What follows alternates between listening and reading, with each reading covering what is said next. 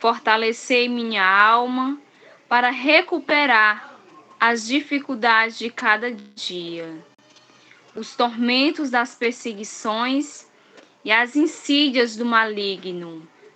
Ajude-me a ser forte em meio às fraquezas espirituais, para que eu seja sinal de teu amor e bondade. Espírito Santo de luz, concedei-me o dom da sabedoria, que eu tenha o discernimento necessário para distinguir. Vamos pedir a presença do Espírito Santo sobre nós neste lugar. Vinde, Espírito Santo, enchei os corações dos vossos fiéis e acendei neles o fogo do vosso amor. Enviai, Senhor, vosso Espírito, e tudo será criado, e renovareis a face da terra. Oremos. Ó Deus, que instruístes os corações dos vossos fiéis com a luz do Espírito Santo, fazei que apreciemos retamente todas as coisas, segundo o mesmo Espírito, e gozemos sempre de sua consolação.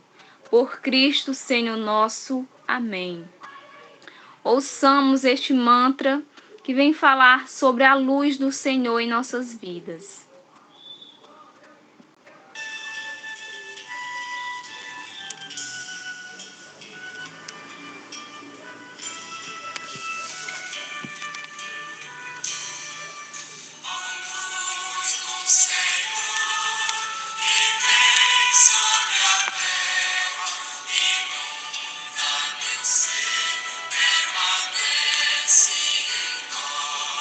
Ó luz do Senhor, que vem sobre a terra, inunda meu ser, permanece entre nós.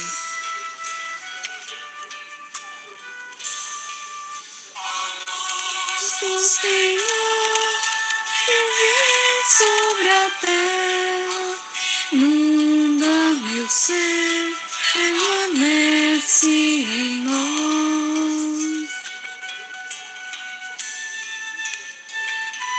Ó luz do Senhor, que vem sobre a terra, inunda meu ser, permanece em nós. Ó luz do Senhor, que vem sobre a terra, inunda meu ser, permanece em nós.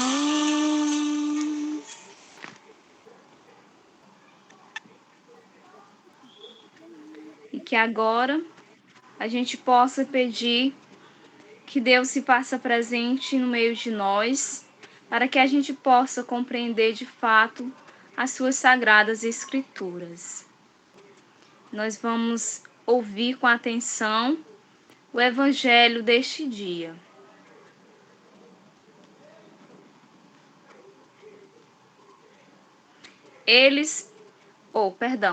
Proclamação do evangelho de Jesus Cristo segundo João. Glória a vós, Senhor.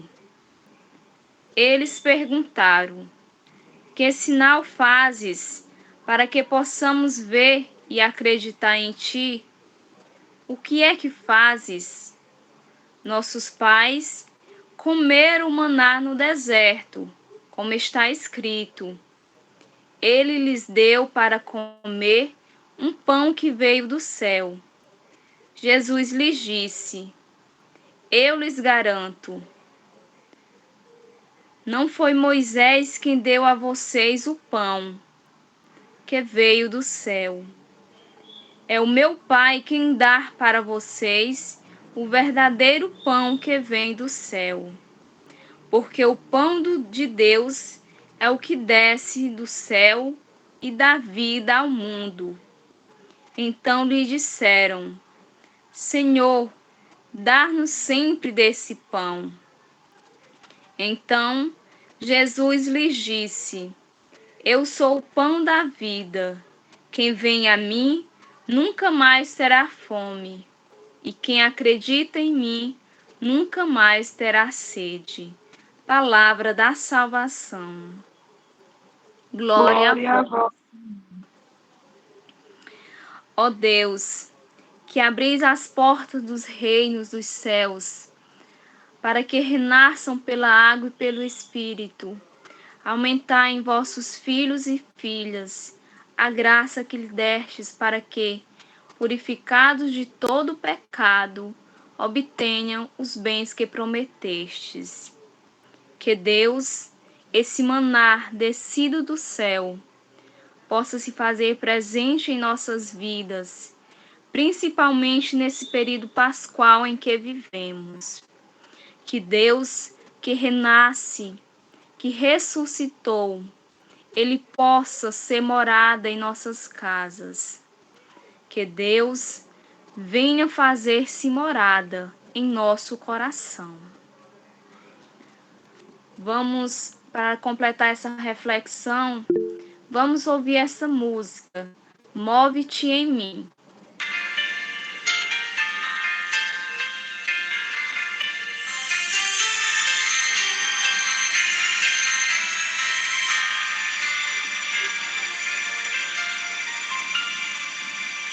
O Espírito de Deus está neste lugar.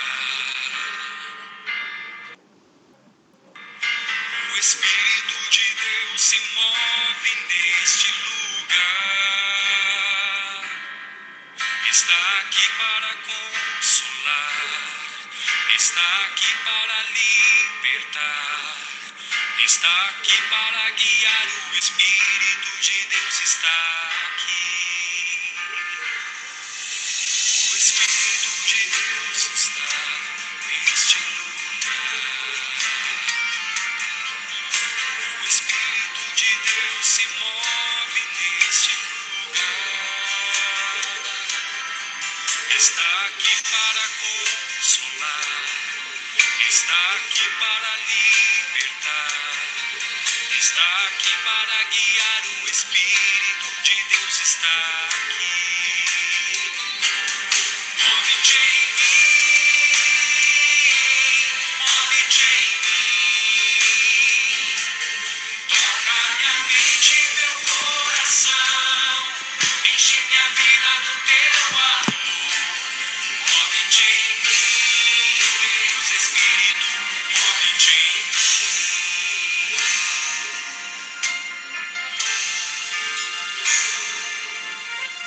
O Espírito de Deus está neste lugar. O Espírito de Deus se move neste lugar. Está aqui para consolar, está aqui para libertar, está aqui para guiar. O Espírito de Deus está aqui. O Espírito de Deus está neste lugar. O Espírito de Deus se move neste lugar. Está aqui para consolar, está aqui para libertar, está aqui para guiar. O Espírito de Deus está aqui. Para finalizar esse momento de oração, rezemos um Pai Nosso e uma Ave Maria. Pai nosso que estais no céu, santificado seja o vosso nome. Venha a nós o vosso reino, seja feito a vossa vontade, assim na terra como no céu. O pão nosso de cada dia nos dai hoje, perdoai as nossas ofensas, assim como nós perdoamos a quem nos tem ofendido, e não os deixeis cair em tentação, mas livrai-nos do mal. Amém. Ave Maria, cheia de graça, o Senhor é convosco. Bendita sois vós entre as mulheres, e bendito é o fruto do vosso ventre, Jesus. Santa Maria, Mãe de Deus, rogai por nós, os pecadores, agora e na hora de nossa morte. Amém. Ó Maria concebida sem pecado, rogai por nós que recorremos a vós. Ó Maria concebida sem pecado, Por nós que recorremos a vós. Ó Maria concebida sem pecado, Rogai por nós que recorremos a vós. nós continuaremos reunidos em nome do Pai, do Filho e do Espírito Santo. Amém. Registrada no aplicativo, tá bom? E aí ela vai gerar uma planilha, tá certo? E então o Padre João, né, ele pode dar continuidade, tá bom? Com a nossa aula. E a comadre Fabiana, ela vai colocar o slide, tá bom? Ela vai passar o slide para você.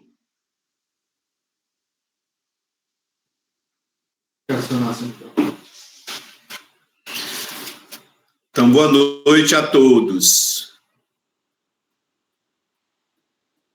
Boa noite, Boa Padre. Boa noite. Posso começar, né? Estou aqui.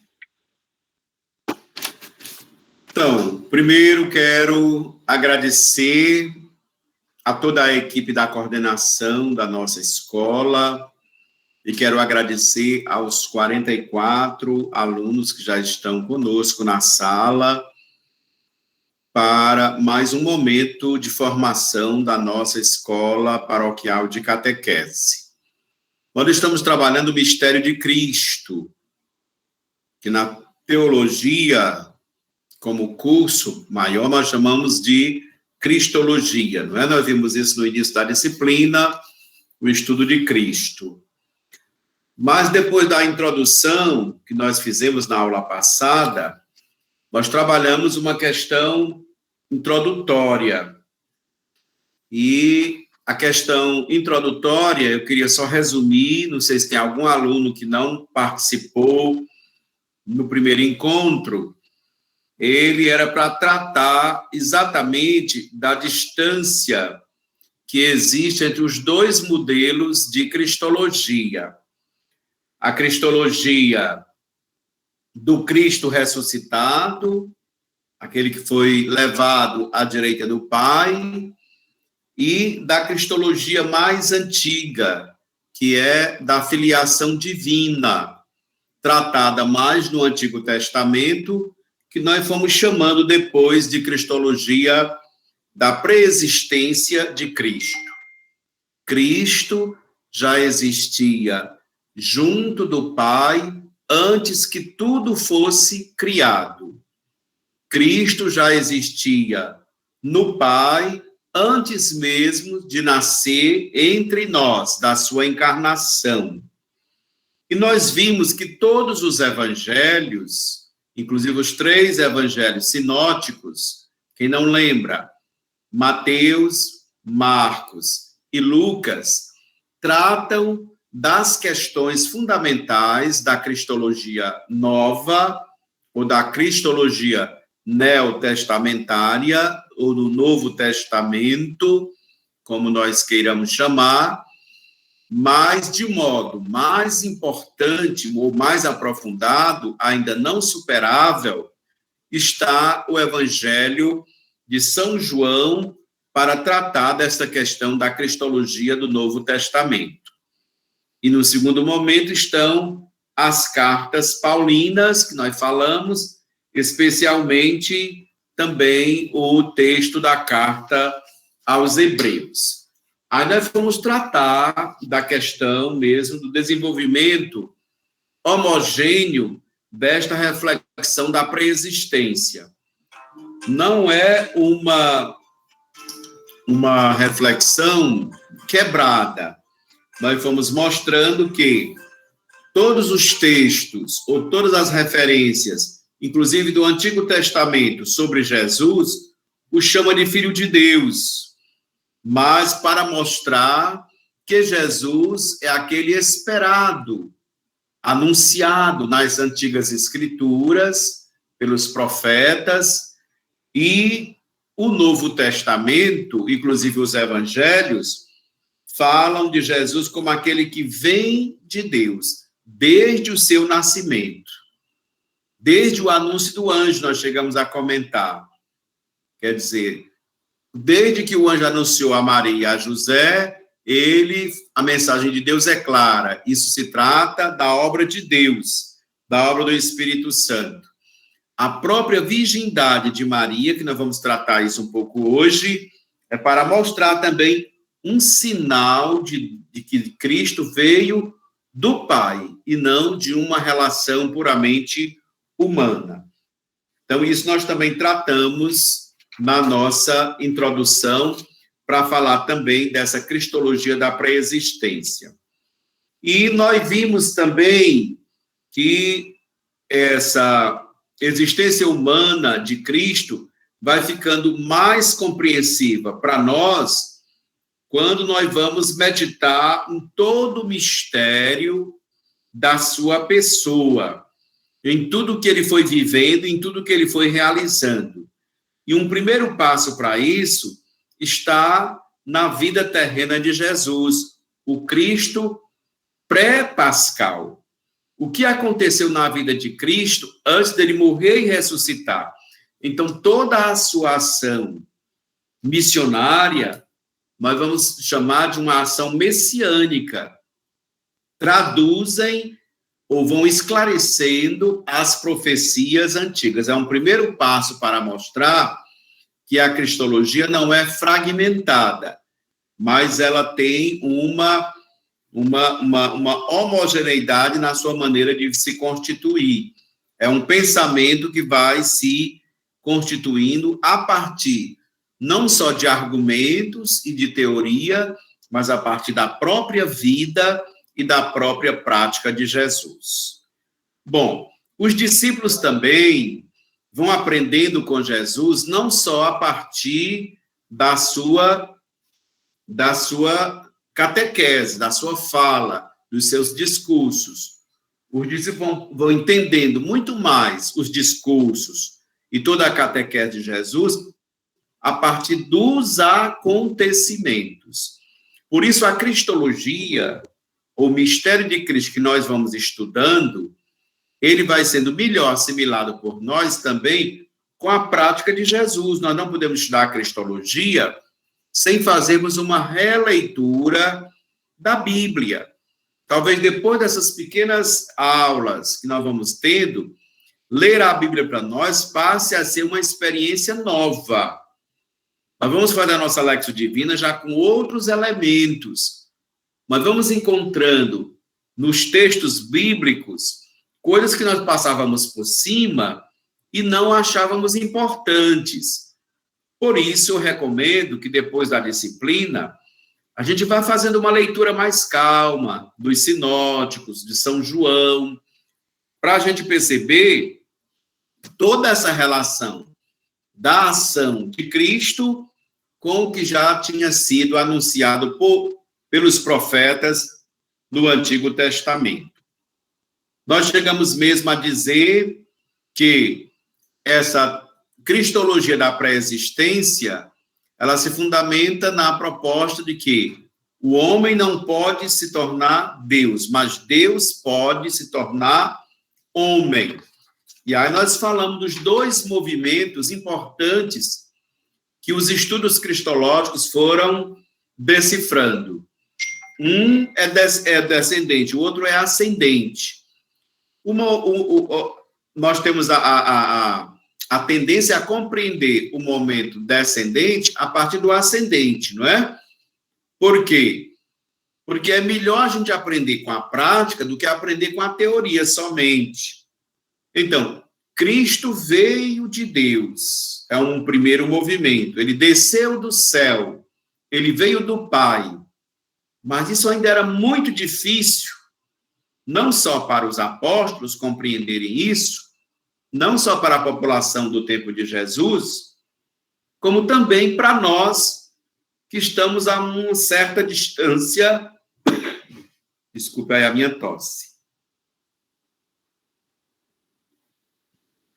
De todos os acontecimentos, embora esses acontecimentos passem também a ser vivenciados pela igreja em outros momentos. Mas tem o outro movimento, é que Cristo, depois de cumprir toda a sua tarefa entre nós, ele voltou para o Pai. Então, esses dois movimentos caracterizam a cristologia da pré-existência. Aquele que já existia, antes de tudo, junto do Pai, depois de realizar toda a missão, segundo o projeto e a vontade do Pai, foi levado e voltou para o Pai. Aí eu terminei a aula pedindo para todos lerem, não sei se quem leu, a carta de São Paulo aos Filipenses, que ela traduz toda esta situação. Eu não vou perguntar aqui quem leu, eu ainda não cheguei no texto que está exposto aí na tela. Eu estou fazendo um resgate rapidinho da aula passada. O texto que vai abrir a nossa aula de hoje e vai fechar a aula passada, eu pedi que lessem. É a carta aos Filipenses, depois vocês podem até reler, não agora, mas Filipenses, no capítulo 1, os versículos de 6 a 11. Eu vou ler. Ele estava na forma de Deus, mas renunciou ao direito de ser tratado como Deus. Pelo contrário, esvaziou-se a si mesmo e tomou a forma de servo, tornando-se semelhante aos homens. O que nós acabamos de explicar. Ele estava com Deus, esvaziou-se da sua condição divina para tornar-se homem e veio na forma de homem ser o servo de todos, diz o apóstolo. Continuando. E encontrado na figura de homem, rebaixou-se obediente até a morte, e a morte de cruz. Aí traduz toda a missão de Jesus, que culmina na sua doação total na cruz. Continuando, agora a última parte. Por isso Deus o elevou ao posto mais alto e lhe deu o nome que está acima de todo nome, para que o nome de Jesus, ou para que ao nome de Jesus, para que ao nome de Jesus todo joelho se dobre, nos céus, na terra e sob a terra, e toda a língua confesse que Jesus Cristo é o Senhor, para a glória de Deus. Bom, com esse texto que deve ser lido, isso aqui é um hino cristológico precioso para os estudos da cristologia, porque ele resume tudo o que nós explicamos até agora. O Cristo que vem, o Cristo que passa, fazendo o bem, cumprindo toda a vontade do Pai, o Cristo que é levado para o Pai e é glorificado pelo Pai e glorifica o Pai. Então, é importante esse texto da carta aos Filipenses. Mas isso é só um pequeno resgate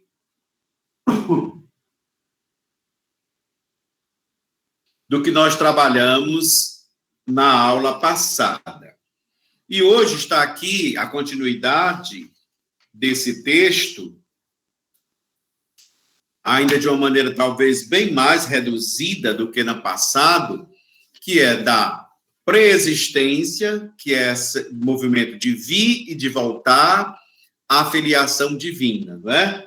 Nós vamos trabalhar a segunda parte do texto, colocando algumas questões para nós que são importantes. Então, o que diz aqui o nosso texto? Nós temos poucas lâminas para expor, e depois eu tenho que passar para o texto do catecismo, como eu prometi para vocês. Mas nós começamos a aula, precisamente já 7h40, praticamente, né, Denilson? Denilson ainda está aqui comigo um pouquinho. Então, nós vamos tentar terminar dentro do prazo, eu só peço que, para mim não ficar olhando para o relógio, aí quem vai controlar, acho que é a Fabiana, ela pode dizer, Paulo, você tem tantos minutos, para mim passar como da vez passada.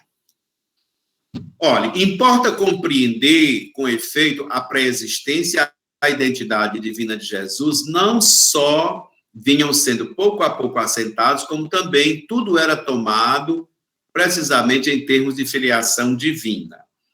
Até então, nós tratávamos a questão de Jesus e da cristologia com esse termo de que Jesus era o Filho de Deus. E esse título, Filho de Deus, como está aí no texto, com um sentido ontológico, quer dizer, baseado na essência de Deus, estrito, que gradualmente assumirá, quando atribuído a Cristo, tornar-se a expressão privilegiada e acabada de sua verdadeira identidade pessoal. Quer dizer, é como se verdadeiramente nós fôssemos compreendendo Jesus como o Filho de Deus, a partir do momento em que ele, pela sua prática, vai revelando a sua verdadeira identidade com as suas obras, que são provas concretas de que ele veio do Pai. Alguém que conhecia o Pai, falava em nome do Pai, agia em nome do Pai. Por isso, aqui diz o texto, Jesus, porém, viveu sua filiação divina em todas as suas atitudes, todas as suas ações, e muito particularmente, aí nós vamos destacar esse aspecto, na oração. Porque em todos os textos do Novo Testamento, Jesus faz questão de mostrar que ele não age por si, porque não é ele que age, é Deus que age. As obras que eu faço, diz ele, quando está discutindo com os grupos contrários, ele diz, não sou eu que faço, é o Pai que faz, é o Pai que realiza em mim. E por chamar a Deus de Pai, Abá, como está aqui no texto. Então, isso mostra essa relação muito próxima de Jesus, para que nós possamos compreender a cristologia não separada, ou como uma ciência que vai tratar apenas do Cristo humano, ou do Cristo histórico, mas do Cristo que passou por esse movimento de vir do Pai, agir entre nós e voltar para o Pai. Pode passar, Fabiana. Desse ponto de vista, diz assim, quando Jesus se levantou dentre os mortos, foi que os discípulos se lembraram do que ele havia dito, do que ele havia ensinado, não é? Mesmo convivendo com Jesus, mesmo escutando as suas pregações, suas palavras, e às vezes presenciando muitos fatos, muitas ações, nem tudo isso bastou para que os discípulos compreendessem tudo, ou aceitassem tudo. Nós vimos que as reações dos discípulos destonavam da vontade ou da orientação de Cristo. O que prova que Cristo verdadeiramente é o Filho de Deus é que ele está em sintonia com o Pai no pensar e no agir. Já os seus discípulos, não. Mesmo estando com ele, mesmo estando na caminhada com ele, aqui e ali eles agiam contrários. Pedro e Judas é exemplo disso, mas também Tiago e João brigando pelos primeiros lugares, e com certeza muitos outros que estão registrados nos textos bíblicos. Os discípulos, de um modo geral, eles se desviavam um pouco do ensinamento de Jesus. Isso mostra que nem sempre nós que nos dizemos crer, mesmo escutando a palavra de Deus, mesmo lendo as ações de Jesus na Bíblia, temos também essa dificuldade de estar numa sintonia. Por isso a oração era tão importante para Jesus, porque na oração é que ele afinava o seu pensamento e a sua ação com Deus. E não é que também nós precisamos rezar mais, né, para fazermos a vontade de Deus, senão a gente acaba só fazendo a nossa vontade. Então, na sequência, como está aqui no texto, São João, no Evangelho, mostra que esse procedimento de recordação, de compreensão, só pode acontecer sob a luz do Espírito Santo. Tanto é que quando Jesus começou a falar da sua morte, da sua partida, da sua volta para o Pai, os discípulos começaram a ficar tristes, porque achavam que iriam ficar abandonados. Mas Jesus disse que vai mandar à comunidade, a eles, o Espírito Santo. E é o Espírito Santo que vai fazer a eles recordar todos os ensinamentos. Por isso é que nós hoje precisamos crer que, apesar da distância do tempo, é o Espírito Santo que vai fazendo com que a igreja, nós que estamos na nossa escola, também sejamos iluminados para o Espírito Santo, como a Antonieta também fez na oração. Parabéns, Antonieta. Sem o Espírito Santo, eu disse isso na primeira aula, eu vou repetir aqui, nós não vamos compreender nada da pregação, dos ensinamentos e da prática de Jesus. Então, a cristologia está muito ligada à essência de Deus, porque Deus é Pai, Filho e Espírito Santo. Cristo veio do Pai, mas toda a sua ação é fortalecida no Espírito Santo. Toda a ação daqueles que serão os seus seguidores também só vai ser uma ação eficaz. Nós só vamos compreender toda a sua orientação, seus mandamentos, toda a sua prática, também se entrarmos na dinâmica do Espírito Santo. Então, é importante para nós esse fato. Ele é que vos ensinará todas as coisas, vos fará recordar tudo o que eu vos disse. É o próprio Jesus falando para os seus discípulos, está no Evangelho de São João, no capítulo 14, continua no 16 e seguintes. Quem quer ler o Evangelho de João vai perceber que Jesus já vai dando as orientações para compreenderem a sua prática e a sua ação. Ok? Até aqui tudo claro? Os questionamentos que a vida e a pregação de Jesus tinham suscitado lograram finalmente uma resposta decisiva, não é? Só Jesus podia fazer tudo aquilo do jeito que ele fez. Só ele tinha respostas tão claras. Só ele falava com a autoridade que ninguém mais tinha, nem os doutores da lei. Só ele podia exercer curas e milagres que os outros não conseguiriam, não é? Então, logo, ele ficou conhecido como Jesus, que era realmente o Filho de Deus. Essa clareza vai se tornando aí presente também na vida da comunidade dos apóstolos. Embora, em muitos momentos, eles chegavam a ter medo de tudo isso. É natural. Retomava-se a expressão bíblica tradicional, mas aplicada agora a Jesus, após muitos anos de reflexão, à luz da experiência pascal, à luz da experiência do mistério de sua pessoa, ela assume uma conotação tão nova que passa a caracterizar com propriedade a singular relação de filho com o pai. Pode passar, Fabiana, é o que eu acabei de falar. Pronto, então fica claro que a pré-existência de Jesus, antes de sua vida terrena, postulada pela condição divina de seu status de ressuscitado, era, na realidade, a existência na eternidade de Deus. Pronto.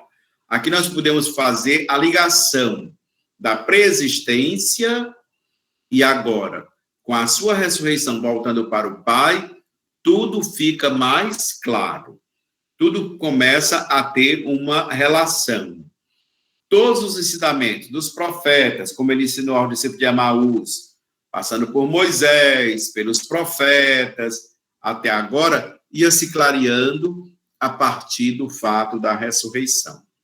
Então, torna-se possível, aqui no segundo parágrafo, mudar toda a reflexão cristológica partindo da contemplação do mistério indizível da comunhão com o Pai e do Filho, na intimidade divina. É um mistério de comunhão que nós vamos aprendendo, então, na leitura de hoje, que é da liturgia, que foi colocada na oração, Jesus chega mesmo a dizer que ele é o pão do céu. Nele, olha aí, Deus se manifestou e se comunicou de forma tão definitiva, incondicional e insuperável, que Jesus incorpora a própria definição da essência eterna de Deus. Então, nós não precisamos mais ter dúvidas. A cristologia é para a gente ter clareza de que em Cristo, Deus manifestou toda a sua essencialidade. Deus revelou-se verdadeiramente à humanidade e nos convida a participar desse mistério, crendo, mesmo que não precisemos tocar, que não precisemos pedir sinais, nós já temos nas Sagradas Escrituras e em tudo que Jesus viveu e ensinou, provas para crer, não na figura de Jesus isolado, mas na figura de Jesus como comunhão com o Pai e com o Espírito Santo, a comunhão de Deus. A história e o destino de Jesus fundamentam-se, pois, na essência de Deus. Por ele, a natureza divina se manifesta como acontecimento. Aí nós vamos dizer assim, mas isso aconteceu de fato? Aí tem todos os fatos históricos para provar. Tem a história para ver, nós vamos ver isso no catecismo já, que Jesus não foi um acontecimento inventado, não foi um conto de fadas, foi um acontecimento verídico, historicamente comprovado. Nós vamos estudar isso no Credo. Essa abordagem eleva a cristologia do Novo Testamento ao seu ápice. O que é o ápice? Ao ponto mais alto, não é? Sua expressão maior brilha no prólogo do Evangelho de São João, no capítulo 1, de 1 a 18, que é o ponto culminante da reflexão cristológica neotestamentária. Tem mais? Fabiana, tem mais? Sim. Embora, aí vem a cristologia do Evangelho do prólogo, como dizer, é o ponto ápice. Eu convido, não dá para vocês lerem, ou se quem está com a Bíblia mais próximo pode ler. Eu estou com a Bíblia pastoral. Eu vou ler o prólogo de São João, porque, assim como a carta aos Filipenses é um dos textos fundamentais para compreender a primeira reflexão, para compreendermos até aqui, eu vou finalizar essa parte, também por conta do nosso tempo, o prólogo de São João, como está visto aí, é o mais importante aqui para que nós possamos compreender toda a situação. Por exemplo, diz assim, no princípio existia a palavra, e a palavra estava junto de Deus, e a palavra era Deus. A palavra era Deus. Quem é a palavra? Quem é o verbo divino? Quem é que se torna carne? Então, são algumas perguntas que nós já podemos responder claramente pela nossa experiência como cristãos e pela nossa prática de fé. Continua. No princípio estava ela junto de Deus. Tudo foi feito por meio dela, e sem ela nada foi feito. Olha lá. Quem era ela? Era a palavra, era o verbo, era o Cristo. Tudo foi feito por ela, e sem ela nada foi feito. A ação de Deus é a ação de Cristo. Por isso é tão importante o prólogo, primeiro capítulo do Evangelho de São João. Continuando. O que estava nela era a vida, e a vida era a luz dos seres humanos. Só um minutinho, tira a sala aqui, depois eu ligo. É minha irmã. O que estava nela era a vida, e a vida era a luz dos seres humanos. Olha lá. E a luz era a vida dos seres humanos. Entendam que Cristo é a luz, mas não a luz que ficou distante de nós. É a luz de todo ser humano. Aliás, ele não é só a luz do ser humano. Ele é a própria vida que se faz vida para nós, não é? Essa luz brilha nas trevas e as trevas não a venceram. Aí vem toda a continuidade do prólogo, só para a gente ter uma prova bem concreta daquilo que nós estamos vendo. Então, é na palavra de Deus, particularmente no Evangelho de São João, que nós vamos entender toda essa segunda parte que eu estou acabando de explicar para vocês. Aí eu termino dizendo isso. Embora a cristologia do Evangelho de João, e especialmente o prólogo, que é o que eu acabei de começar a ler, mas vai um pouquinho até o final do capítulo, até o número 18, versículo 18, de certo modo, o ápice da cristologia neotestamentária não podem transformar-se em um modelo absoluto e exclusivo, mesmo tendo todas essas provas, esta linguagem e este testemunho dos evangelhos, nós não podemos dizer que isso é um modelo absoluto e exclusivo para se compreender a cristologia. A julgar pela pluralidade de cristologias na unidade da fé, muito bem testificada pelo Novo Testamento, pode-se prever que os estudos cristológicos, o estudo sobre Jesus Cristo, para fugir a qualquer rumo unilateral, deverão sempre respeitar esse caminho duplo, o do alto, não é? E o de baixo, ou seja, aquele que veio do Pai e aquele que volta para o Pai. Isso tornou-se uma base fundamental para qualquer cristologia, para qualquer estudo sobre Jesus Cristo. Aqui está a essencialidade do mistério de Cristo. A gente pode estudar Cristo em diversos pontos, mas nós vamos chegar sempre naquilo que é o fundamental. Ele veio do Pai e voltou para o Pai. Então, observamos atrás que na meditação progressiva da Igreja sobre esse mistério de Cristo, o Novo Testamento ocupa um espaço privilegiado como ponto de referência necessária a qualquer elaboração ulterior. Por isso, a gente deu mais ênfase aos textos do Novo Testamento. Isso porque a cristologia neotestamentária, ou seja, do Novo Testamento, representa a interpretação autêntica do mistério pela comunidade apostólica dos primórdios, interpretação inspirada pelo Espírito Santo e reconhecida pela Igreja como palavra de Deus. É o que a Igreja, as igrejas cristãs e a nossa Igreja Católica também aprova como estudo mais apropriado, aceito, por esses aspectos. Primeiro, porque é o ensinamento dos apóstolos e dos cristãos das primeiras comunidades. Depois, porque acreditamos que a inspiração divina, só o Espírito Santo, como disse Jesus, fará com que os discípulos e a igreja compreendam tudo que foi revelado nele.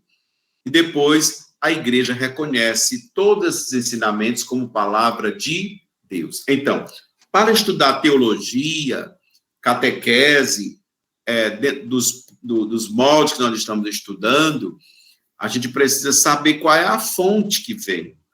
Porque hoje, com a internet, qualquer pessoa pode chegar e dizer um bocado de coisa sobre Jesus Cristo e você pode acreditar e tomar um caminho adverso à fé que o próprio Cristo testemunhou entre nós. Por isso é que é importante para nós catequistas termos uma certa clareza da cristologia. E aqui, como eu disse, nós vamos estudar uma disciplina de cristologia, porque levaria muito tempo. Então, isso tudo é uma introdução ao mistério de Cristo, que a gente quis passar para vocês, e eu vou encerrar esse primeiro momento abrindo um rápido tempinho para algumas perguntinhas, porque aí nós vamos estar com 8 horas agora, 8h05 já, e aí nós vamos partir para o segundo texto que nós vamos trabalhar esta noite, que vai encerrar, infelizmente, na escola, o nosso estudo sobre essa questão. Mas eu espero que nós ainda tenhamos outro tempo para trabalhar melhor a questão da cristologia. Se tiver alguma dúvida, alguma pergunta, algum esclarecimento ou algum relevo que vocês queiram fazer por alguma colocação, a gente pode abrir um minutinho.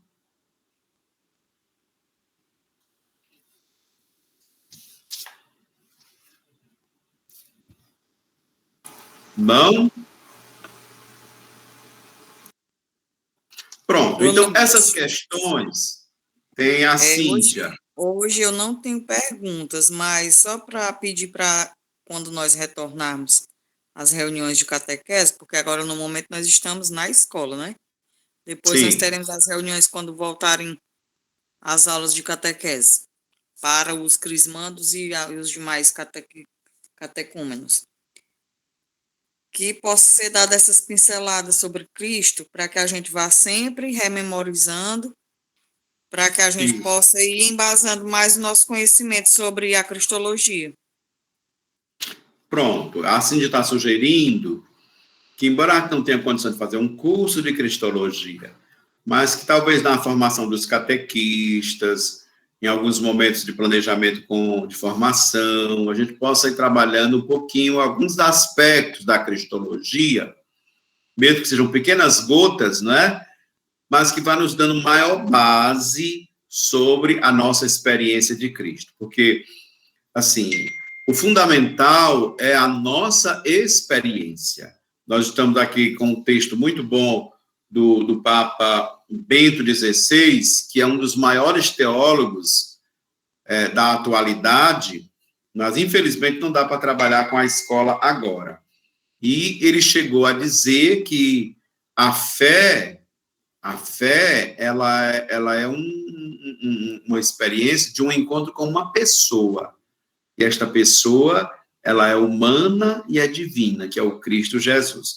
Então, vamos trabalhar isso agora no catecismo, tá bom? Obrigado, Cíntia. Como é o nome desse documento aí, do Papa Bento XVI? Não, é um texto dele, tá. né? É um texto que eu peguei também de introdução à cristologia. É a cristologia de Joseph Ratzinger, porque foi antes dele ser papa, não é? Chamava ainda pelo nome. É a introdução ao cristianismo, o texto dele. E ele vai colocar, o cristianismo nasce de um encontro com uma pessoa, com um fato, com um acontecimento, né? Para dizer que não é uma coisa assim, que alguém inventou, que a gente decidiu, é uma coisa bem concreta. Mas isso está bem concreto no nosso catecismo, tá bom? Quem quiser ligar o seu microfone, como é que a gente começa rezando o credo? Vamos rezar o credo? Pode ligar aí umas 2 ou 3. Vamos rezar o credo? Pai, Creio em Deus Pai, Todo-Poderoso, Criador do céu e da terra. e Jesus Cristo, seu único Filho, Creio em Jesus Cristo, seu único Filho, nosso Senhor, que nasceu Cristo, poder do Espírito Santo, seu da Virgem Continue. Maria, padeceu sob Pôncio Pilatos, foi crucificado, sepultado. desceu à mansão dos mortos, ressuscitou ao terceiro dia, Subiu ao glória céu. a Deus, e está sentado Está sentado à direita de Deus Pai, Todo-Poderoso, onde há de julgar os vivos e os mortos. onde há de vir a julgar os vivos e os mortos. Aí a última parte. Creio no Espírito Santo, na Santa Igreja Católica, Na na comunhão dos santos, na a remissão dos remissão pecados, na ressurreição da carne, a ressurreição da carne, eterna. a vida eterna. Amém. Pronto, olha. O Catecismo da Igreja Católica, que acontece com as transparências, esse amarelo, rosa, esse volume, eu creio que todos os catequistas deveriam ter a Bíblia e o Catecismo. Ele tem nesse volume maior, mas também um volumezinho menor. Mas ele é fundamental para todos nós. O catequista deve ter um compêndiozinho desse. Ele nos ajuda, porque tem um índice com palavras, você vai procurar, os números, você vai, assim, é algo que está aprovado, estudado pela igreja e que nós seguramente podemos falar. Então, Se eu não tivesse mais condição Mas de ele continuar tá a aula, eu diria simplesmente a bem vocês: baixinho, eu já tentar peguem aumentar o aqui, não tá não. credo. Agora podem fechar o microfone de vocês, viu?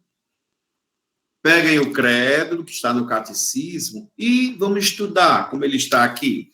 Hoje não vai dar para mim estudar tudo direitinho. Só ele daria, talvez na universidade, uma semana de aulas, né? Para a gente passar uma semana debatendo só sobre o credo. Mas o credo diz que a gente crê em Deus, que é Pai Todo-Poderoso, Criador de todas as coisas. Depois da segunda parte, que é a maior, é toda sobre Jesus Cristo. E em Jesus Cristo, seu único Filho, nosso Senhor, a maior parte do credo é sobre a segunda pessoa da Santíssima Trindade, que é Cristo. Vamos lá, Fabiana, pode passar. O que diz aqui? Não é? O que diz aí o nosso texto, né? Para a gente começar. Quando, porém, chegou a plenitude do tempo, Deus enviou o seu Filho, nascido de uma mulher, nascido sob a lei, para remir os que estavam sobre a lei, a fim de que recebêssemos a adoção filial. Olha, é um trechinho da carta de São Paulo aos Gálatas, no capítulo 4, que resume tudo. Jesus veio do Pai, nasceu de uma mulher, submisso à lei, mas para que, já diz assim, para que veio Jesus? Está tudo claro aí. E o Evangelho de Jesus Cristo, Filho de Deus, né, que vai dizer aí, como é que o Evangelho fala nele como Filho de Deus, Deus visitou seu povo, cumpriu as promessas feitas a Abraão e a sua descendência e fê-lo para além de toda a expectativa. Enviou o seu Filho amado, né, o seu Filho bem amado. Quer dizer, para aqueles que acreditavam que Deus ia mandar um Salvador, ele fez mais do que isso. Ele mandou o seu próprio Filho para ser o Salvador. Ele não mandou um recado só pelos profetas, só por um ou por outro, mas agora é o próprio Filho de Deus. Aí vem dizer o catecismo. Cremos e confessamos que Jesus de Nazaré, olha, essa parte aqui é aquela que eu falava, que Jesus é um acontecimento, não é uma invenção, não é um conto de fadas. Ninguém escreveu um romance, como escrever aqui a Iracema, não é? Para depois da gente ler e imaginar, estudar a história do Ipô ou da Iracema. Não. Jesus é um fato. Cremos e confessamos que Jesus de Nazaré, olha, nascido como judeu, de uma filha de Israel, ele tem mãe, ele tem pai, ele tem comprovante de endereço em Belém, no tempo também histórico, no tempo do rei Herodes, do imperador César Augusto, como profissão carpinteiro, e ele foi morto e crucificado, olha aí, em Jerusalém, sob o procurador Pôncio Pilatos, durante o reinado do imperador Tibério. É o Filho eterno de Deus, feito homem, que ele veio de Deus, como está no Evangelho. Desceu do céu, veio na carne, pois o verbo, continue, se fez carne e habitou entre nós. E nós o vimos na sua glória, glória que ele tem junto do Pai, como Filho único, cheio de graça e de verdade. Por de sua plenitude, nós recebemos graça por graça. Então, nós estamos diante de uma situação, que é o que o Papa vai falar no seu texto, que eu citei, que o cristianismo não nasceu do nada, ou de uma invenção, ou de uma provocação qualquer. Nós vamos criar uma doutrina, um conjunto de normas, de regras, para todo mundo acreditar. Não, a fé nasce de um encontro com Jesus Cristo. A nossa fé não se baseia numa questão ou num sinal secundário da Igreja Católica, não. Às vezes as pessoas confundem acreditar em Cristo e acreditar em qualquer sinal de uma igreja, ou disso ou daquilo, não. Nós temos uma realidade maior. Obrigado. Você fecha a porta, né? Então, movidos pela graça do Espírito Santo e atraídos pelo Pai, nós cremos que confessamos acerca de Jesus: tu és o Cristo, o Filho de Deus vivo. Quem foi que disse isso? Está no Evangelho de São Mateus. Quando Jesus pergunta para os apóstolos: quem diz os homens que eu sou? E então, nas comunidades, diz que tu és Elias, ou um dos profetas, outros que é João Batista, mas aí vem a profissão de fé da comunidade dos discípulos. Tu és o Cristo, o Filho do Deus vivo. Aí a resposta vem: foi sobre esta rocha, desta fé confessada por São Pedro, que Cristo construiu a igreja. Então, gente, nós não estamos falando a partir do nada, ou no vazio.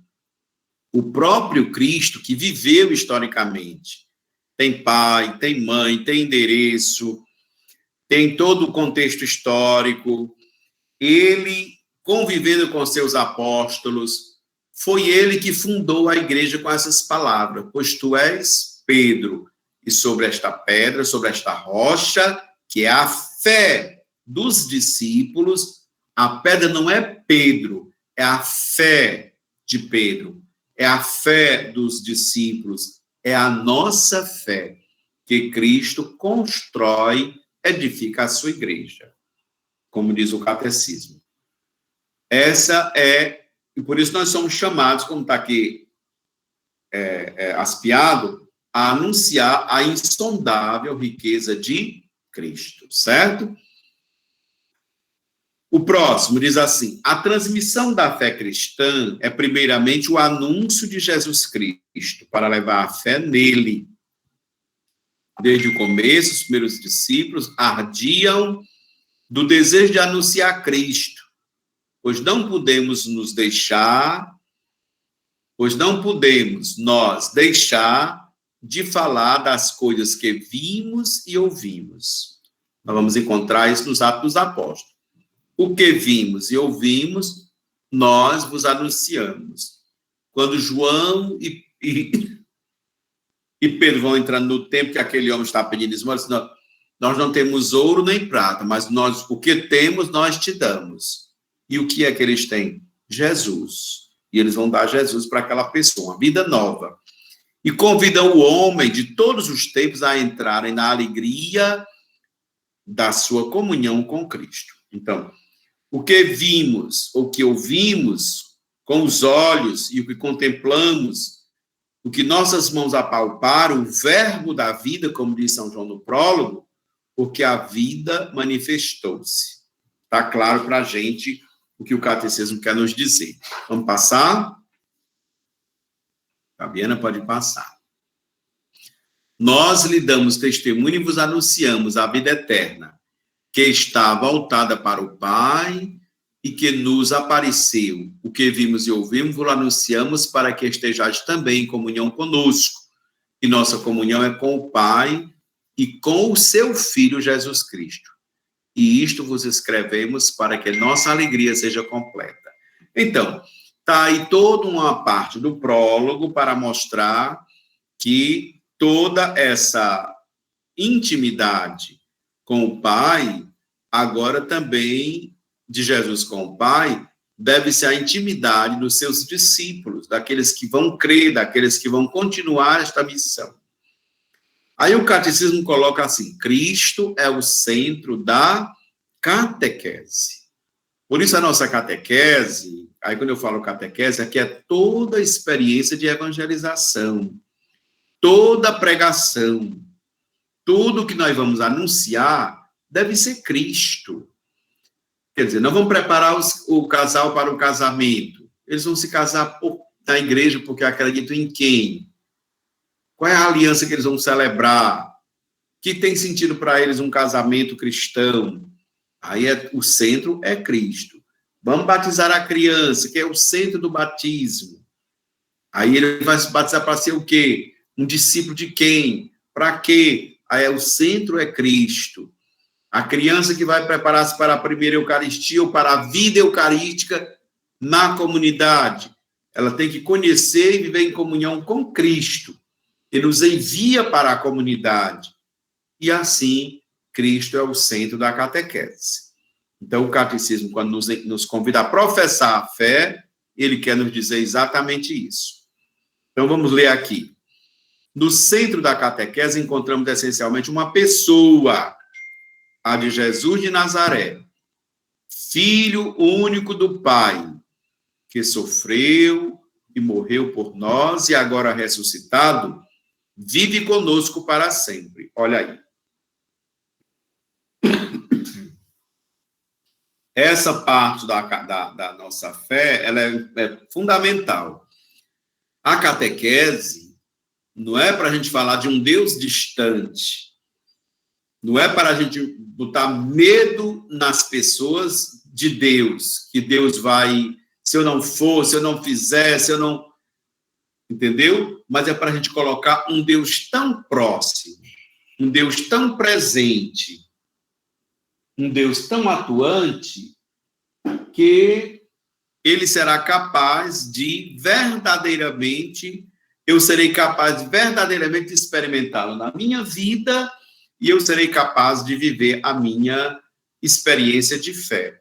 Então, a gente viver uma prática de catequese, uma religião, por medo, por imposição, ou por qualquer outra motivação, não vale. O que vale a gente viver a nossa catequese, a nossa prática cristã, a nossa vocação, é, sobretudo, saber que Deus está no meio de nós, está presente no meio de nós. Essa é a questão fundamental, não é? Para nós como cristãos, ok? Então, a gente vai colocar um pouco essa experiência. Procurar compreender o significado dos gestos, das palavras de Cristo, dos sinais realizados por ele. Aí a gente vai compreendendo que ele está próximo da gente quando a gente se abre a toda essa realidade. Então, uma verdadeira catequese deve levar a criança, o jovem, o adulto, a fazer essa experiência de sentir a revelação de Cristo nas suas palavras, nos seus gestos, nas suas atitudes, que devem se traduzir também na atitude, no nosso testemunho como cristãos. Pode passar. Na catequese é Cristo o Verbo encarnado e o Filho de Deus que é ensinado. Então, está claro o que a gente quer fazer com a nossa catequese. Isso aqui eu não entrei nem no texto do credo, é uma preliminar para o credo. Quer dizer, na catequese é Cristo, o Verbo encarnado, o Filho de Deus, que é ensinado. A verdade ensina tanta coisa e esquece de falar de Cristo. Esquece de falar do seu testemunho de amor por nós. Esquece de falar do seu amor por mim, por você. Aí você não contagia, você não envolve, você não levou aquela criança, ou aquele jovem, aquela pessoa que passou 1 ano, 2 anos na sua catequese e saiu sem ser tocada por Cristo. Então, cada encontro catequético é uma oportunidade para você e o seu catequizando fazer esta experiência de Cristo Jesus. Todo catequista deveria poder aplicar a si a misteriosa palavra de Jesus. Minha doutrina não é minha, mas daquele que me enviou. Você não fala do que é seu, você fala daquilo que é de Cristo. A palavra não é sua, é dele. O testemunho, portanto, é da vida dele, para que nós possamos traduzi-la também em nossa vida. Continuando aí, aquele que é chamado a ensinar a ordem do símbolo da fé. Quando a gente fala do símbolo da fé, no catecismo, estamos falando do credo. Primeiro serão apresentados os primeiros títulos de Jesus, como Cristo, como Filho de Deus e como Senhor. Em seguida, o símbolo confessa os principais mistérios da vida de Cristo. que eu vou passar muito rapidamente por conta do tempo, e de sua encarnação, no artigo 3, os de sua Páscoa, que são os artigos seguintes. Aqui é para mostrar, se nós tivéssemos tempo, fazer um estudo criterioso. Antes de estudar só a parte que fala de Jesus Cristo, nós precisamos entender esses 3 símbolos. Cristo, depois Senhor e o Filho de Deus, para depois entrarmos nos símbolos que confessam o mistério da vida de Jesus Cristo. Mas aí eu não sei se o tempo vai nos permitir fazer essa parte. Então, vamos passar adiante. Vamos lá, Fabiana.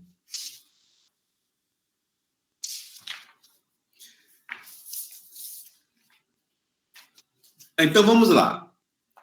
Cremos em Jesus Cristo, seu único Filho, nosso Senhor. Então, a parte que se refere no credo a Jesus Cristo começa trazendo esses 3 títulos. Cremos em Jesus Cristo, único Filho, nosso Senhor. O nome Jesus, o que significa? Deus que salva. A criança nascida da Virgem Maria é chamada Jesus. Quem foi que deu esse nome de Jesus a esse menino? Desde o início, o anjo disse a José: tu darás o nome de Jesus, pois ele salvará seu povo de seus pecados. Esse nome, Jesus, é um nome dado por Deus ao seu filho. Foi anunciado a José que ele daria o nome do filho que ele devia assumir no ventre, que estava no ventre de Maria por obra do Espírito Santo, esse filho. Não existe debaixo do céu outro nome dado aos homens pelo qual devamos ser salvos. Está aí também nos Atos, capítulo 12. Não tem outro nome, é esse o nome do Salvador. Se briga por algumas religiões, que é o nome de Deus, o nome de quê? A Bíblia já está claro, não é? Não existe outro nome. O nome Cristo significa o quê? Ungido, Messias. Jesus é o Cristo, pois Deus o ungiu com o Espírito Santo e com poder. Aqui está também na Bíblia, nos Atos dos Apóstolos. Ele era aquele que há de vir. Então, ele é aquele que todos os textos do Antigo Testamento, desde Moisés, os profetas, os salmos, já anunciava. E ele tem como objetivo ser a esperança de Israel. Então, toda a esperança do povo do Antigo Testamento não está noutra pessoa, está em Cristo Jesus. Embora existam igrejas com doutrinas que ainda estão esperando Jesus. Mas a Sagrada Escritura já nos coloca diante de Cristo aqui, presente no meio de nós. Vamos passar?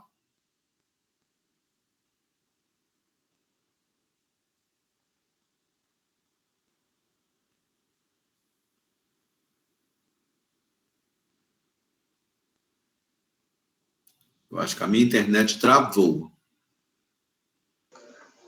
Estamos lhe ouvindo, padre. Estão me ouvindo, mas aqui no computador travou aqui, não está passando. Ou então é a Fabiana lá na internet dela que não está conseguindo passar a imagem, não é? A lâmina. Eu passei, padre. Vocês estão me ouvindo, né? Sim, estamos. Se a internet não estiver muito boa, pode ser que ela tenha passado, mas aí você não consegue visualizar. Mas os outros estão vendo? Você está vendo, comadre? Estou. Eu estou vendo, sim, passou. Eu estou pedindo para passar a lâmina. Ela já passou, padre. Mas só que você não conseguiu visualizar. Deve ser a internet que está lenta. Agora eu não estou vendo mais ninguém. Tá ruim mesmo. A internet está ruim mesmo. Ah, certo. O meu aqui está só com um pontinho. Alguém está me ouvindo?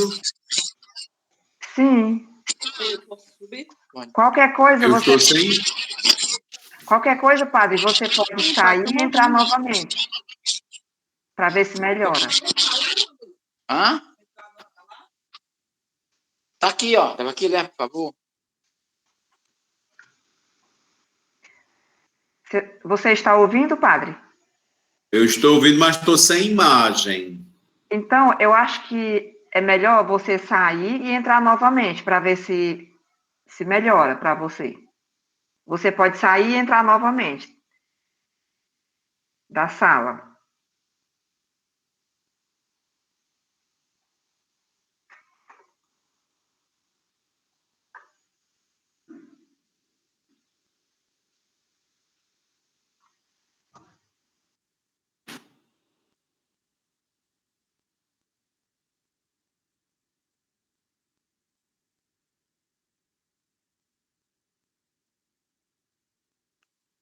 Porque a internet tá parando, sabe? Tá ruim.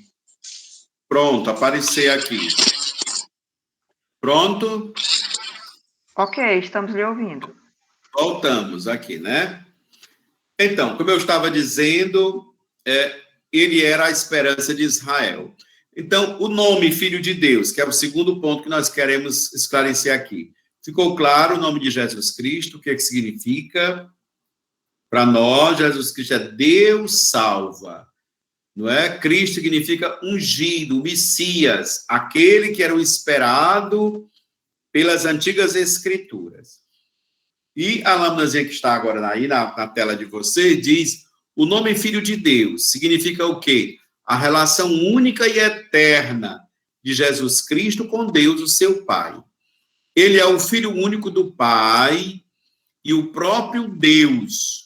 Crê em Cristo, crê que Cristo é o Filho de Deus, é necessário para ser cristão. Ninguém pode crer em Cristo isolado, como se ele, ignorando toda a sua filiação divina ou a sua relação de intimidade com o Pai. Isso não é fé. A fé cristã só faz sentido na relação com a essencialidade de Deus, que é a Trindade. Então, o nome Senhor, que é o próximo que nós precisamos também acreditar, como diz o Cássio, designa a soberania divina. Aquele que veio do Pai, mesmo sendo filho, com toda a obediência para cumprir a vontade do Pai, ele tem a soberania. Confessar ou invocar Jesus como Senhor é crer em sua divindade. Ninguém pode dizer Jesus é o Senhor, a não ser no Espírito Santo. Nós vamos encontrar isso em várias passagens do Evangelho. Geralmente, quem procurava a Jesus para ser curado, ou mesmo aqueles que recebiam uma cura, reconheciam que ele era o Senhor. Senhor, tu tens o poder de me curar. Eu creio que tu és o Cristo, Senhor. E quer dizer, a palavra Senhor já é aplicada ao Cristo, sempre muito ligada à sua ação, às suas atitudes, tá certo? Por isso é importante para nós acreditarmos e ter clareza dessas três palavrinhas que o credo coloca para nós, quando nós vamos rezar a segunda parte que se refere a Jesus Cristo, certo?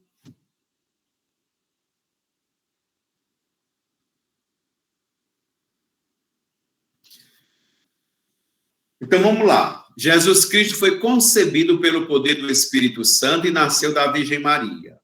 Então, o Filho de Deus se fez homem. Por que o Verbo se fez carne? É a pergunta que o Catecismo faz e vai nos dar a resposta. Pode passar, Fabiana. No tempo determinado por Deus, o Filho de Deus, o Filho único do Pai, a palavra eterna, isto é, o Verbo, e a imagem substancial do Pai. A minha internet continua dando um problema, mas está certo. Encarnou, sem perder a natureza divina, assumiu a natureza humana. Então, é muito importante esse aspecto do credo.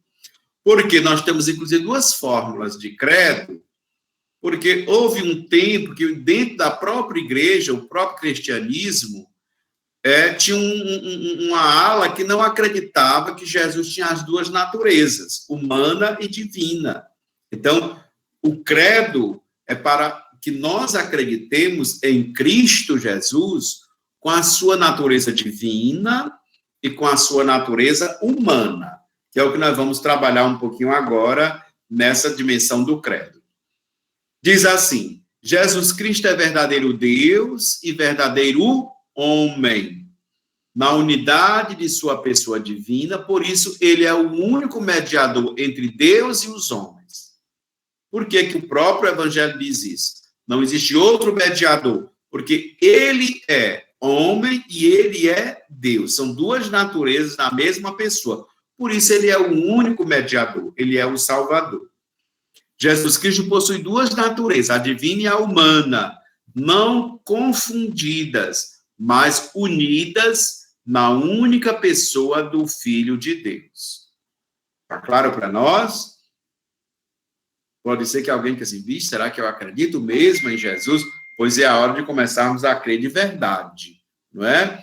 Naquele que veio do Pai, sem perder a sua condição divina, mas tornou-se humano, assumindo a nossa natureza humana. Sendo verdadeiro Deus e verdadeiro homem, Cristo tem uma inteligência e uma vontade humana perfeitamente concordantes com e submetidas à sua inteligência e à sua vontade, que tem em comunhão com o Pai e o Espírito Santo. Quer dizer, nós não vamos perceber aqui, quer dizer, a própria Escritura vai nos mostrando que de onde veio tanto conhecimento, de onde ele adquiriu tanta sabedoria, não é? Perguntavam em Nazaré. Quer dizer, a inteligência de Cristo é a inteligência do próprio Deus. A vontade de Cristo é a vontade de Deus. Estão em comunhão do Pai e também do Espírito Santo.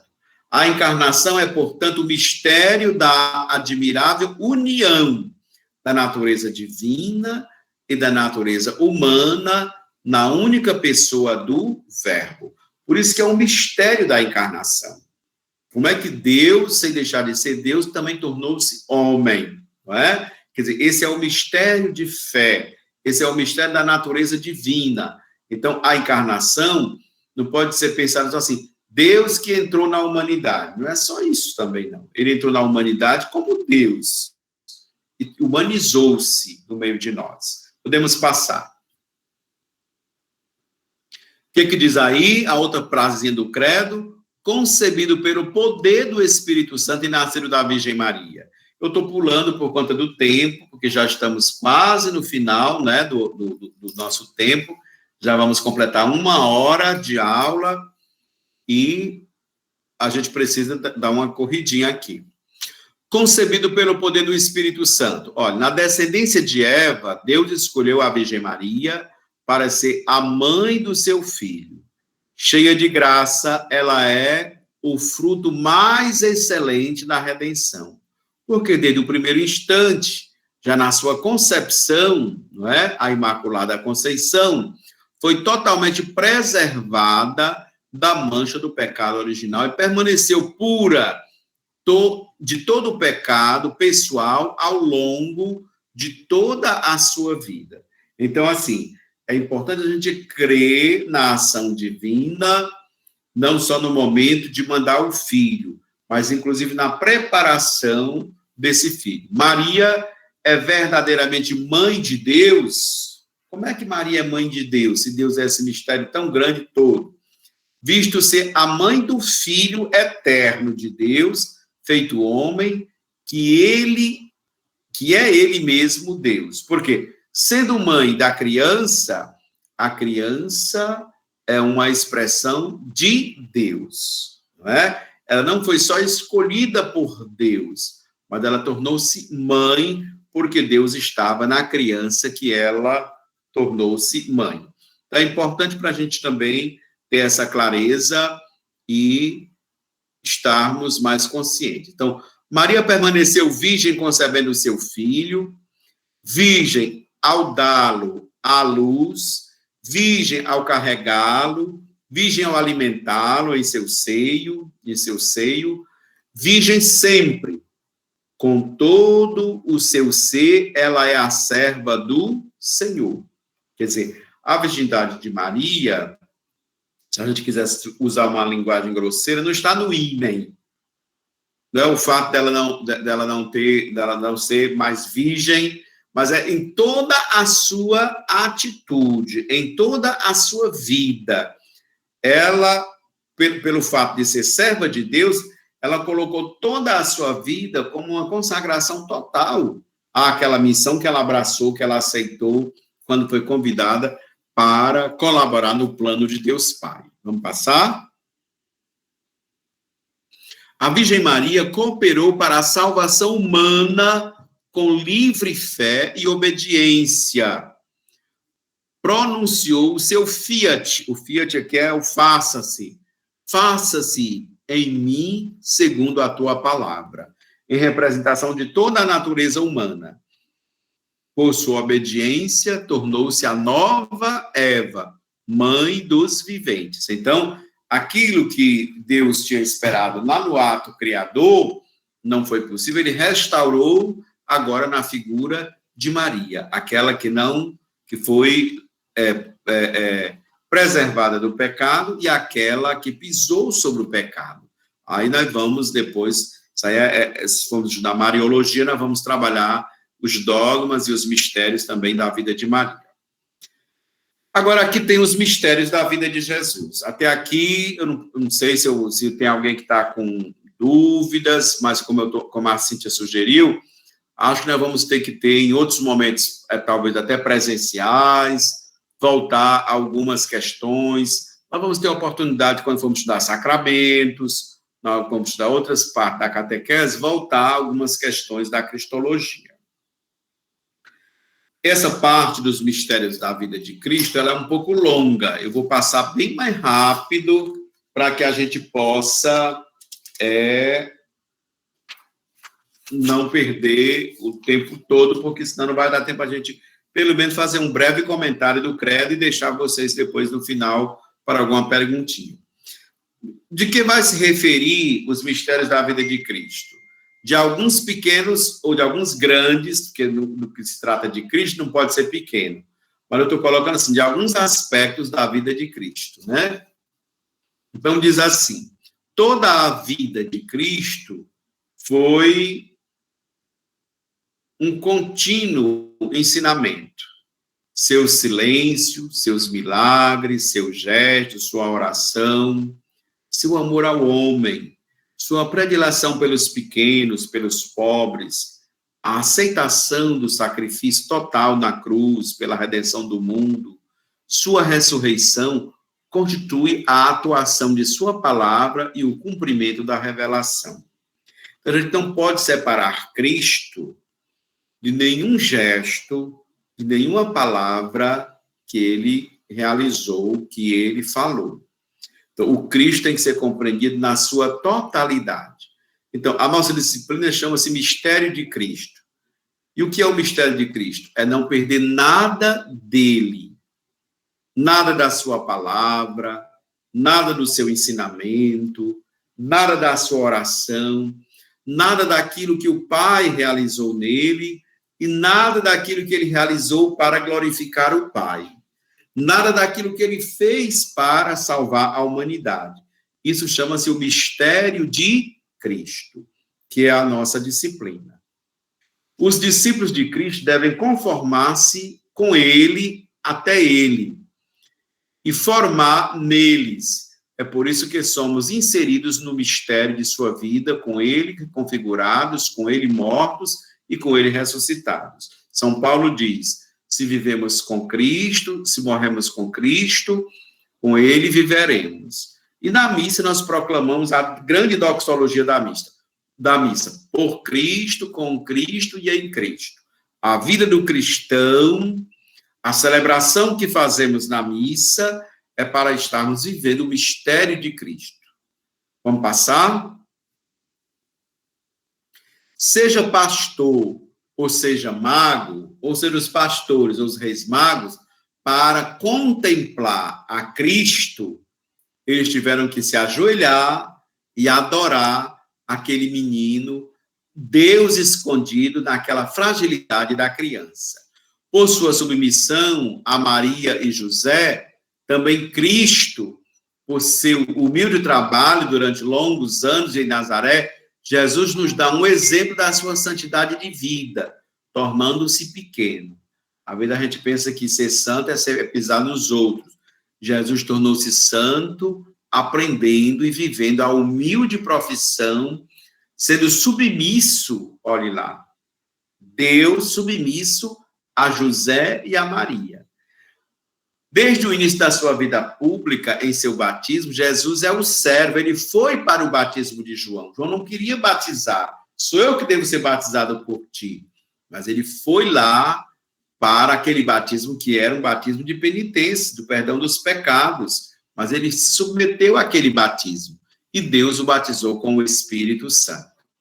Depois, a tentação no deserto mostra Jesus, o Messias humilde, que triunfa sobre Satanás. Quer dizer, ele não precisava passar por aquela tentação, mas ele foi lá e mostrar, em todos os textos que ele cita para Satanás, para mostrar a nós como vencer as tentações do mundo. O reino dos céus foi inaugurado na terra por Cristo. O reino dos céus não está só no céu, foi inaugurado aqui por ele. Manifesta-se lucidamente aos homens na palavra, nas obras e na presença de Cristo. A igreja é o germe e o começo deste reino. Suas chaves são confiadas a Pedro. Por isso nós temos essa tarefa, esta missão tão sublime. Então, para se professar a fé, porque nós vamos dizer no final do credo, creio no Espírito Santo, na Santa Igreja Católica, não é assim? Então, acreditar em Cristo e esculhambar a sua igreja, meu irmão, aí é um contrassenso. Acreditar e professar a fé em Cristo e desmanchar a obra dele, que é a igreja, aí é um contrassenso. Então, eu estou dizendo isso porque, às vezes, nós, como cristãos, não percebemos essa relação tão estreita que Cristo Jesus veio selar entre nós e o Pai. E a igreja como esse sinal vivo do reino e da aliança. Então, a igreja é semente do reino de Deus entre nós, ou conosco, na nossa realidade humana. Então, o credo é para a gente acreditar nisso. Então, a cristologia nos leva não a estudar sobre Cristo, mas a fazer a experiência dele, a viver com ele, a viver para ele. Como igreja, como comunidade de fé. Espero que isso fique claro para todos nós. Vamos passar. A transfiguração de Cristo tem a finalidade de fortificar a fé daqueles apóstolos que subiram com ele para o monte para rezar antes da sua paixão. A subida e a elevação à montanha prepara a subida ao Calvário. Jesus não esconde que ele deve voltar, deve sofrer, deve ser condenado e morto. Manifesta que seu corpo contém e irradia nos sacramentos a esperança da glória. Tanto é que nós celebramos aí o domingo da Divina Misericórdia, porque da cruz, onde o soldado fere o peito de Jesus, nasce a água, sai a água e o sangue como sinal do sacramento, da esperança que vai glorificar o mundo. Jesus subiu voluntariamente a Jerusalém, embora soubesse que lá ele morreria, e de sua morte violenta por causa da contradição por parte dos pecados humanos. A entrada de Jesus em Jerusalém manifesta a vinda do reino. Ele é aclamado como rei e Messias. É acolhido em sua cidade pelas crianças, pelos humildes de coração, e vai realizar por meio da Páscoa, de sua morte e de sua ressurreição, o projeto do Pai. Vamos adiante. Aí nós voltamos para a frase do credo, já estamos quase no final, que diz assim: Jesus Cristo padeceu sob Pôncio Pilatos. Ele foi crucificado, morto e sepultado. A gente imaginar que Deus morreu, que Deus foi sepultado, isso foi a decepção maior da vida dos discípulos, né? Muitos ficaram aí no vazio. Jesus não aboliu a lei do Sinai, mas a cumpriu com tal perfeição e revela seu sentido último e resgata as transgressões contra ela. Aí vem aqui. Ele venerou o templo, subindo a ele nas festas judaicas de peregrinação. Ele amou com amor auspicioso esta morada de Deus entre os homens. O templo prefigura seu próprio mistério. Se anuncia a destruição do templo, é como manifestação de sua própria morte, de sua entrada em sua nova era da história da salvação, na qual o seu corpo será o templo definitivo. Então, para mostrar essa relação de Jesus com toda essa realidade humana, mas quando ele chama para si a responsabilidade de que ele é o novo templo, e nós seremos depois templo do Espírito Santo. Jesus realizou atos como o perdão dos pecados, que o manifestaram com o próprio Deus. Quem pode perdoar os pecados? Muitos contestaram a Jesus, dizendo, quem é esse? Ele está blasfemando, só Deus pode perdoar o pecado, mas ele age ali não como homem, como Deus, Deus que perdoa. Alguns judeus, não reconhecendo o Deus feito homem e vendo nele só um homem, condenaram Jesus e chamaram-no de blasfemo, né? E estavam chamando ele que ele estava blasfemando. Vamos adiante. Cristo morreu por nossos pecados, segundo as Escrituras, está em Corinto. A nossa salvação, diz assim, Jesus morreu e foi crucificado. Ele morreu pelos nossos pecados. Nossa salvação deriva da iniciação de amor de Deus para conosco, pois foi ele quem nos amou e enviou o seu Filho como vítima de expiação pelos nossos pecados. Foi Deus quem em Cristo reconciliou o mundo consigo. Jesus ofereceu-se livremente por nossa salvação. Vocês sabem que era uma prática matar alguns animais como expiação pelos pecados. E Deus mandou o próprio Filho dele como expiação pelos nossos pecados.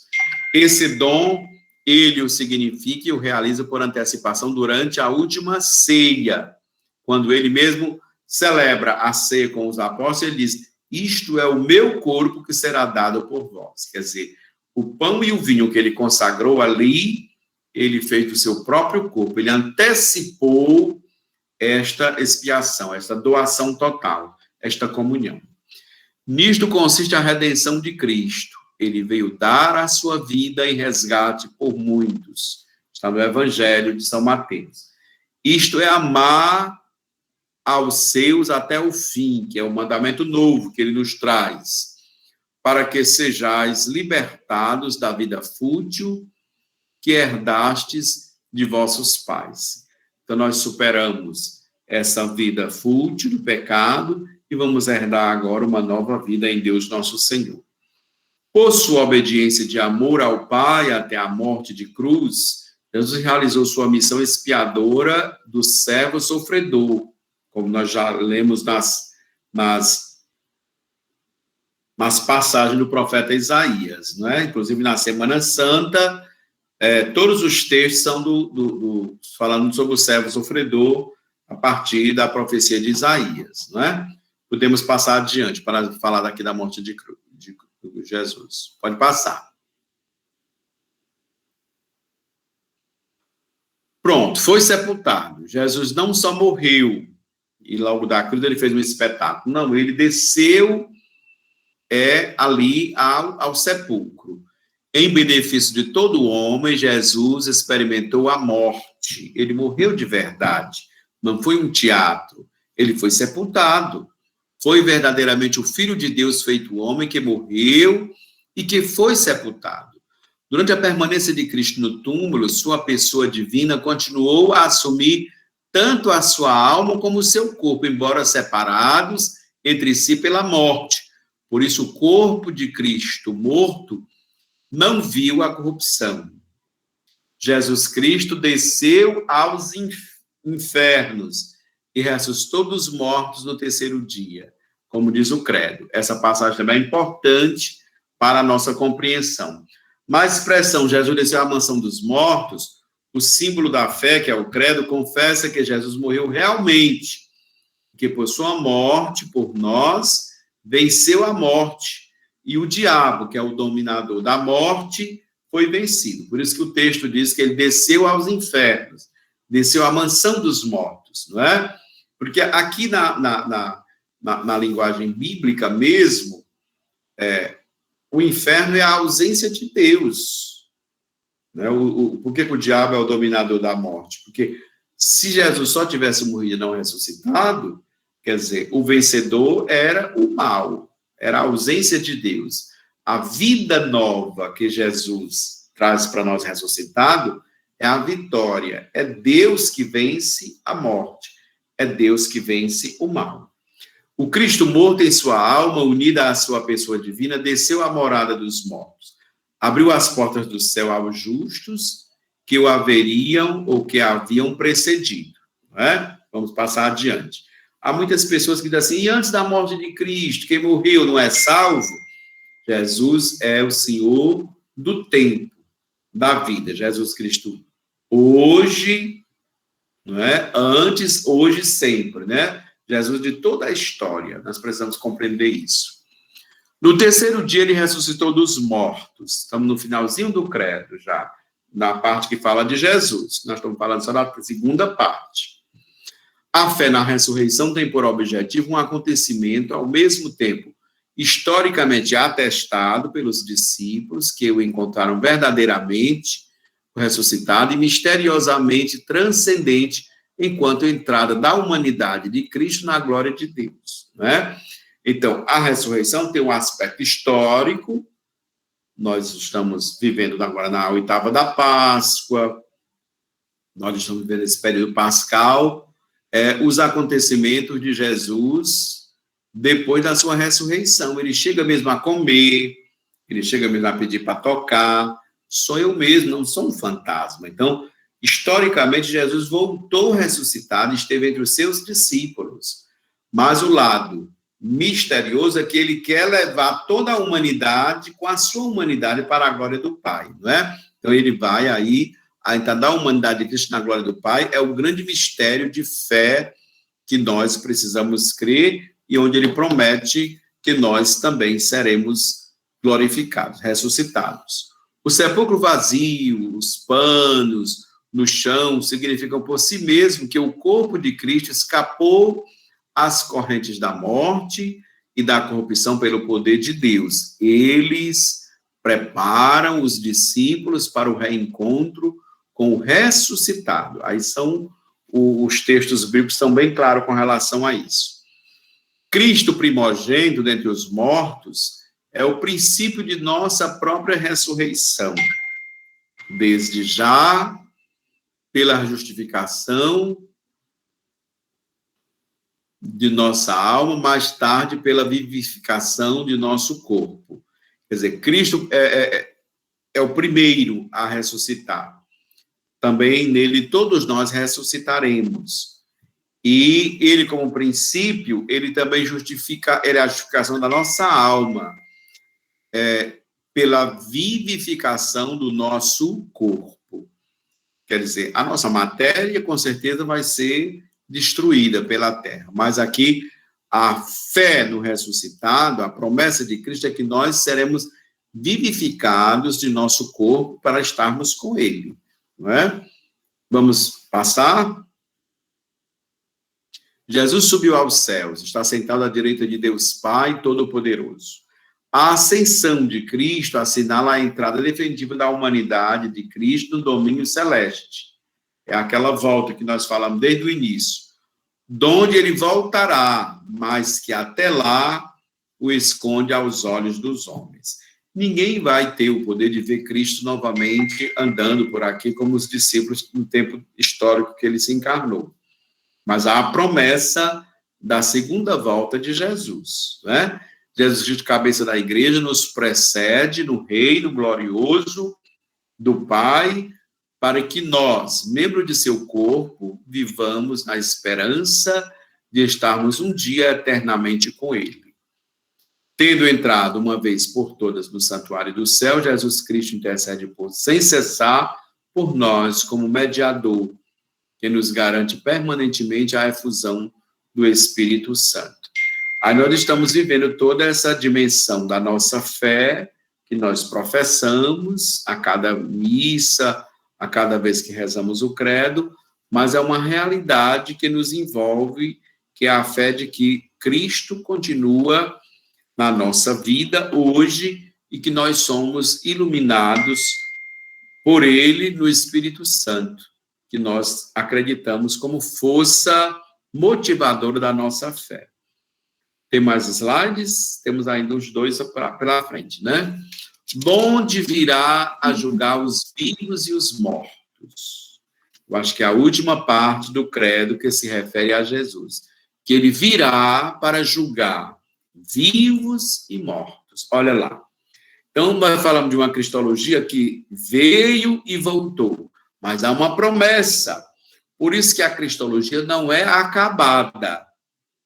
Por isso que a cristologia neotestamentária, do Novo Testamento, supõe a vinda de Jesus. Ele virá para julgar os vivos e os mortos. Cristo Senhor já reina pela igreja, mas ainda não lhe estão submetidas todas as coisas deste mundo. O triunfo do reino de Cristo não se dará sem a última investida das potências do mal. Quer dizer, ainda temos todos os males. O pessoal, por que Deus permite? Por que o mal existe? Quer dizer, já está nas Escrituras que ainda não foi a última palavra, não é? Ainda estamos aí para celebrar esse triunfo final, que é o reino de Cristo presente realmente com a sua vinda para julgar os vivos e os mortos, como nós rezamos no credo. Então, é o dia do juízo, por ocasião do fim do mundo, como diz, Cristo virá na sua glória para realizar o triunfo definitivo do bem sobre o mal, os quais, como o trigo e o joio, terão crescido juntos ao longo da história. O Evangelho já previa o crescimento do joio e do trigo. Ao vir no fim dos tempos para julgar os vivos e os mortos, Cristo glorioso revelará a disposição secreta dos corações e retribuirá a cada um segundo suas obras, segundo o que tiver acolhido ou rejeitado em sua graça. Aí está, quer dizer, ao nosso protagonismo, a nossa participação, fazermos o bem, estarmos em comunhão, lutarmos, quer dizer, não é ficarmos alheios, se é ele que vai julgar, é ele que vai decidir se eu vou ou não vou, não. Quem decide sou eu, quando, na verdade, o meu coração, a minha obra, a minha vida estiver em comunhão com ele. Quando eu estiver em estado de graça, aqui está toda uma motivação para que vivamos a nossa fé. Então, professar a fé não é só dizer que eu acredito de uma maneira vaga, mas é eu estar com essa disposição para esse encontro permanente com Cristo, que virá julgar os vivos e os mortos. E o julgamento está aqui. Aí ele vai revelar a disposição secreta dos corações e retribuirá a cada um segundo suas obras, segundo o que tiver acolhido ou rejeitado em sua graça. Então, nós temos muita coisa para decidir, para fazer, para abraçar na nossa vida. Então, a cristologia, o estudo do mistério de Cristo, é para nos dizer que nós somos corresponsáveis por nós, pelos irmãos, para que estejamos sempre em comunhão com Cristo e o seu plano de salvação. Seria a minha palavra final, assim, para que a gente possa concluir um pouquinho a nossa aula de hoje. Tem mais slide, Fabiana? Não, padre, esse é o último. Pronto. Então, assim, eu encerro essa parte. Foi, assim, uma breve passagem sobre o que o catecismo diz sobre o credo, mas só para a gente entender que nós temos um precioso texto. Na verdade, eu fiz só um comentário bem simples dos resumos do catecismo, porque muitas questões podem ser aprofundadas aqui. E talvez a escola, ou fora da escola, na formação dos catequistas, a gente possa estar trabalhando, voltando a trabalhar o credo, ou a tirar dúvidas, ou a estarmos cada vez mais nos aprofundando melhor nessa questão do mistério de Cristo. É uma disciplina ampla, ela é a base de toda da teologia, porque o estudo do próprio Deus, e quando se fala da pessoa de Cristo, nós estamos falando exatamente daquela que é o objeto do nosso estudo em teologia, né? E a escola de catequese, embora não seja um curso teológico completo, mas ela é um estudo de teologia para leigos. As disciplinas que nós trabalhamos, todas elas vão nos ajudar a isso. Então, se tem alguma pergunta mais imediata, eu não sei se é